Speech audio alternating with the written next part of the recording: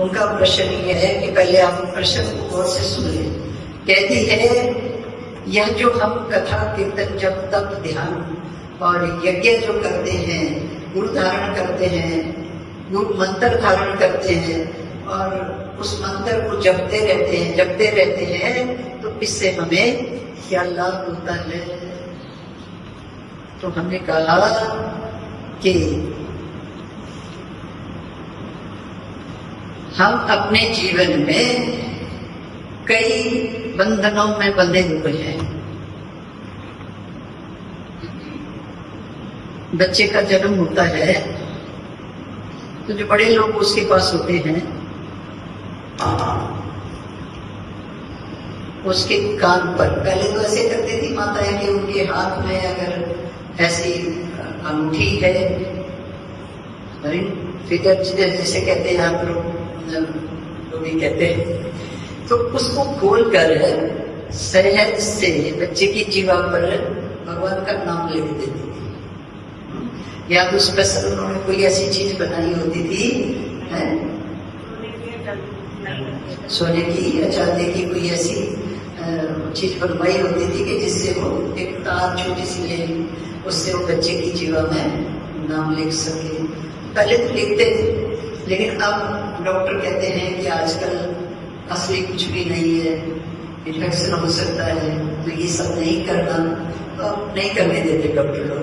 लेकिन आज भी माताएं बहनें और बच्चे के कान में भगवान का नाम बोल देती है। जैसे ही बच्चा होता है और उनके पास आता है और वो तुरंत उसके कान में भगवान का नाम बोल देती है। बस वो एक बार उसको नाम मिलता है, तब तो होश में भी नहीं होता पूरी तरह से। फिर वो जैसे जैसे बड़ा होता है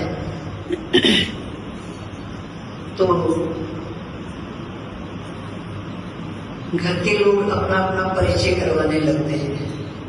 मैं तेरी मम्मा हूँ, मैं तेरा पापा हूँ, मैं दादा हूँ, मैं दादी हूँ, मैं चाचा हूँ, मैं मामा हूँ, मैं भाई हूँ, मैं बहन हूँ। नहीं, ऐसे उसको कोई रिश्तेदार आता है तो फिर उनका बताते हैं, उसको परिचय करवाने लग जाते हैं। परिचय करवाते करवाते और थोड़ा बड़ा होता है, थोड़ा घुटनों के बल चलने लगता है या पैरों के बल चलने लगता है, फिर वो इधर से चीजें गिराता है, उधर से गिराता है, मन से माने ढंग से कुछ भी करना चाहता है, तो फिर उसको रोक टोक शुरू हो जाती है। ऐसे नहीं करना, ऐसे नहीं करना, ऐसे करना है, ऐसे बैठना है, नहीं ऐसे नहीं करना, फिर उसको रोक टोक शुरू हो जाती है। वो भी बंधन है। जो सारे रिश्तेदारों का परिचय करवाया, जो पूरे परिवार का परिचय करवाया, वो क्या हुआ? बंधन हो गया।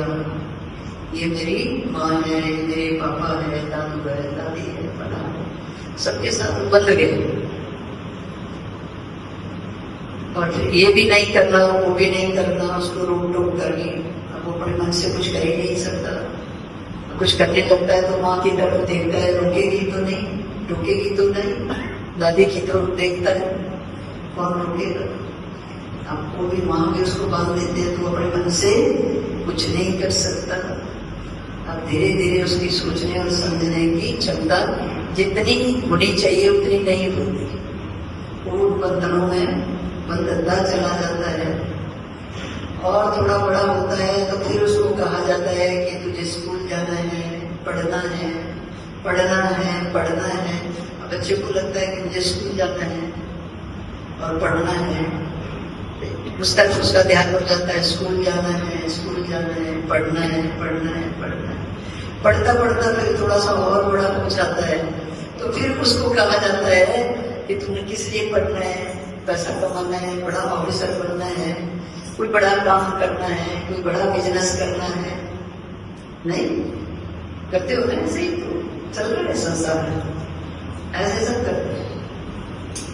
अच्छे से पढ़ना है, पास होना है, पास होना है, अच्छे से पढ़ना है, बड़ा ऑफिसर बनना है। क्या बनेगा? अब कई तरह की डिमांड उसके आगे रखी जाती है। बच्चा सोचता है कि मुझे पढ़ना है, मुझे बड़ा ऑफिसर बनना है, मुझे पैसा कमाना है, फिर वो बड़ा ऑफिसर भी बन जाता है, या छोटा बना, बड़ा बना, जो भी बना, कोई अपना कार्य शुरू किया, पढ़ लिख के कुछ ना कुछ को शुरू कर देता है। फिर उसको कहा जाता है कि बड़ा घर लेना है और अच्छे से कमाना है और अच्छे से धन अर्जित करना है, बड़ा घर भी लेना है। देख हमारे पड़ोसियों के पास कितना बड़ा घर है, हमारे रिश्तेदारों का। फिर उसको उदाहरण देने लग जाते हैं, कंपैरिजन करने लग जाते हैं। बड़ी गाड़ी भी लेनी है, फिर ऐसे भी करना है, फिर वैसे भी करना है। फिर उन बंधनों में उसको बांधा जाता है। कितना बड़े गिनते रहना पूछो की बात है। फिर उन बंधनों में कि बड़ा घर, बहुत सारी संपत्ति जो भी है, संसार के सारे सुख होने चाहिए घर। अब करता करता 20-25-30 साल बीत जाते हैं। आजकल तो विवाह 30 वर्षों में, 35 वर्षों में। कई लोग तो कल एक बच्चा है तो कहते 40 वर्ष का अभी तक विवाह ही नहीं हुआ, माने आधी जिंदगी बीत गई। तो फिर वो सब करते करते फिर कहते हैं कि अब तेरी शादी करनी है। अब बेटी हो चाहे बेटा हो, शादी करनी है, अच्छा पति मिल जाए, अच्छी पत्नी मिल जाए।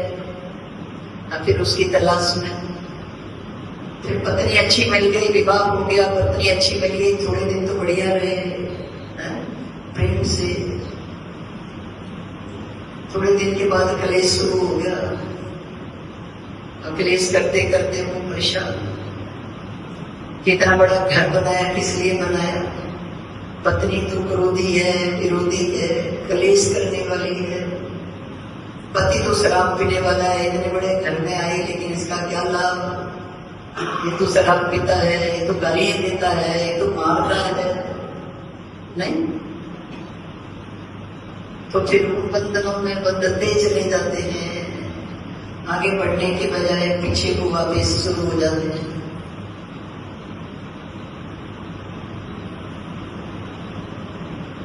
फिर संतान की बारी आती है, बच्चे हो जाए, बच्चे अच्छे हो जाए।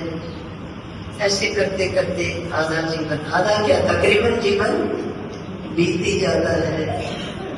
और फिर वो कहता है कि भाई सब देख लिया संसार में, बच्चे भी अपने नहीं, पति भी अपना नहीं, पत्नी भी अपनी नहीं, सब अपने अपने मन के हैं। हमारी कोई सुनता नहीं है, हमारी कोई मानता नहीं है, हमारे ढंग से कोई चलता नहीं है।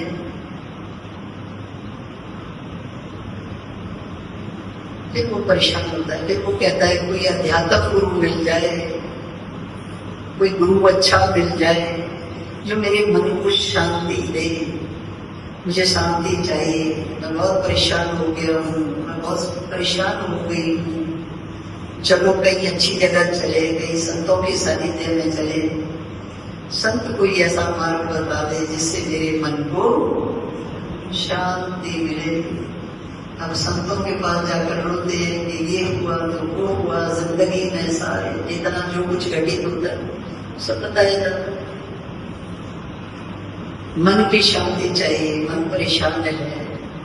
तो महात्मा जी कहते हैं कि ये तो बहुत बड़ी चीज आपने मांग ली, अब ये तो ऐसे नहीं मिलती, ये बहुत महंगी है। मेरे पास जो कुछ है सब ले लो, मुझे मन की शांति दे दो। जो कुछ है वो सब ले लो, मन की शांति चाहिए। तो गुरु महाराज जी कहते हैं कि वो धन संपत्ति से मिलती होती तो बहुत कुछ है आपके पास, तब तो आपको इस चीज की मांग नहीं होती हमारे दरबार में आकर। तो नहीं कहते आपके मुझे शांति चाहिए।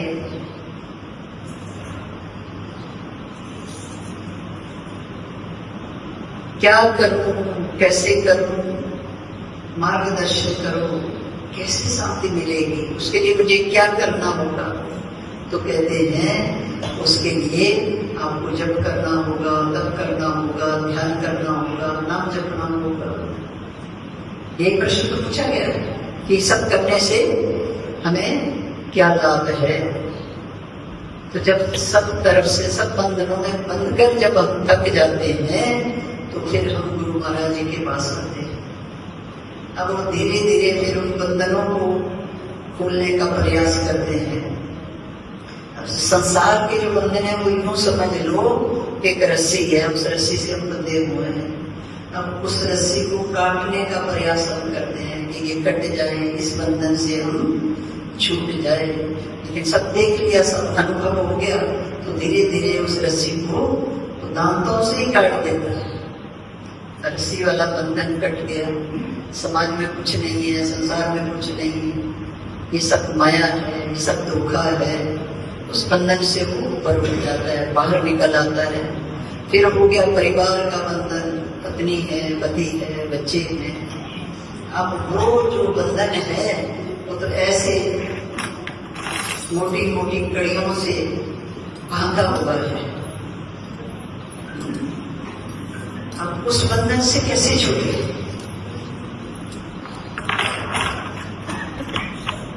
वो तो लोहे की चेन है और बहुत मोटी है, उससे छूटे तो कैसे छूटे? तो फिर बार छोड़ के तो आ गए गुरु महाराज जी के पास, लेकिन ध्यान तो पीछे है। उसने मेरे साथ ये किया, पति ने ये कहा, पत्नी ने ये कहा, बच्चों ने मेरे साथ ऐसे किया, मैंने जिंदगी भर ये किया, वो किया। नहीं, ऐसे विचार करते करते अब उस चीज को तो बहुत मोटी, उसको काट नहीं सकता। क्या करूं क्या करूं? अब इनसे भी बाहर निकलना है। कोई किसी का नहीं है यहाँ, ये संसार झूठा है, यहाँ कोई अपना नहीं है। मन को शांति चाहिए। अब अपने मन की शांति के लिए कुछ करना है, अब अपने लिए जीना है। आज एक माता कह तो रही थी कि आपने मेरे सारे बंधन तोड़ दिए। मैंने कहा हमने नहीं तोड़े, आप चाहोगे तो बंधन टूटेंगे। क्या नाम है उनका? रजनी। रजनी जी कह रही थी कि बड़ा मोह था। अब बच्चे बहू आ गए, वो चैन से जीने नहीं देती, सुबह उठती नहीं, मुझे ही रोटी बनानी पड़ती है, मुझे ही कपड़े धोने पड़ते हैं, मुझे ही प्रेस करना पड़ता है। मैंने तो सोचा था बड़ा होगा बेटा, बहू आएगी, मुझे सुख मिलेगा। मेरी तो ड्यूटी और बढ़ गई। अब बढ़ते बढ़ते चलो कोई बात नहीं, थोड़ा बच्चे को सेटल हो जाएंगे फिर छोड़ देंगे, लेकिन छूटता कहाँ है? अब वो ऑर्डर लगाने लगे, कभी मेरे लिए ये बना दो, मेरे लिए वो बना दो, मेरे कपड़े प्रेस कर दो। और कभी नहीं किए तो बेटा ही उठ के बोलने लग गया, माँ आप कपड़े प्रेस नहीं कर सकती। माँ दुखी हो गई। अब भागे गुरु माँ, क्या करे?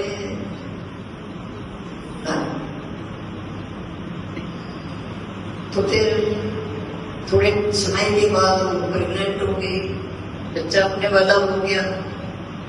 बच्चा हो गया, चलो कोई बात नहीं, दादी को कितना शौक होता है, मेरा पोता आएगा, मेरी पोती आएगी।